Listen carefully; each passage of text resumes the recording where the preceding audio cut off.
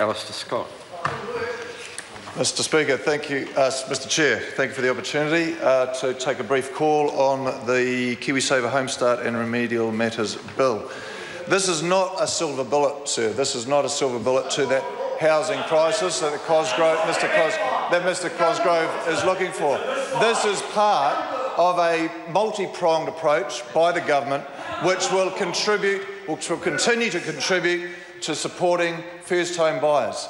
This policy, sir, this bill is alongside LVRs, which is, as you know, first home buyers are exempt if they buy their first home.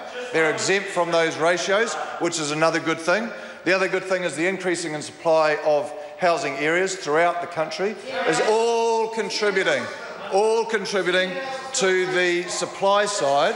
This is the supply side of the housing market, which is, as Mr Cosgrove knows, is 23,000 consents granted in the last 12 months. And we know that it takes time.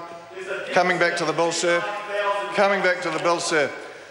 My point here, sir, is that there is no silver bullet which is claimed or the opposition is looking for. They look for instead for a building program, which is an option. But of course, who's going to design the houses? Who's going to design the houses? Who's going to pay for the houses? Who's going to invest in the houses? Now, I imagine Mr Cosgrove's idea would be to plan and build as many houses as he can along arterial routes, which is a good idea. But who's going to raise the funds and invest in this project? Who's going to own the projects? Not the private sector. He wouldn't dare list that on the stock exchange. Order. I did warn the member about a minute ago to actually start speaking to the bill rather than opposition policies. So I think it would be good if he could now. Mr Chair, coming back to the bill. This bill will assist first home buyers along with our other policies. This is one of many things that will contribute to those who can least afford homes as young families want to get ahead and to get into their first home. This will affect 90,000 people on lower and middle income, sir, and this will allow people to have access to that $521, that $10 a week. It's all part of a contribution to something that will aid first home buyers. And it's pleasing to see that the opposition parties are supporting it, because it is a small contribution to a wider policy that will alleviate the housing price crisis that is particularly felt in Auckland.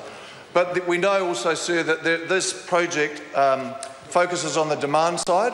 This supports the demand side who are most affected by the increased house prices, and that is the first home buyer. And it's interesting that there are examples of projects in the private sector which are reacting to the policy already. I know there are projects where developers have set their prices of new houses to suit this policy.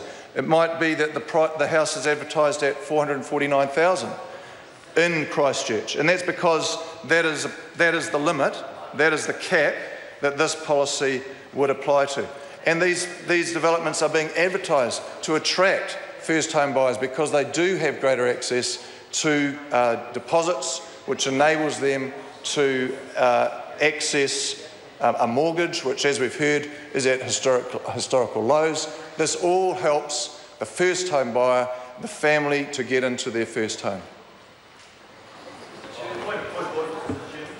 A point of order, the Honourable Phil Goff. Mr Chairman, could we please get an indication through you as Chair from the Minister whether she'll be answering the questions that have been genuinely put.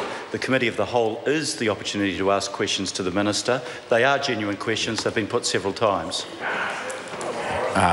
Well, I think the member is experienced, and he does know that if a minister intends to answer the questions, it is pretty obvious, because a member will take a call, and I think one will assume one should assume that if a minister doesn't take a call, that it's not their current intention to answer questions.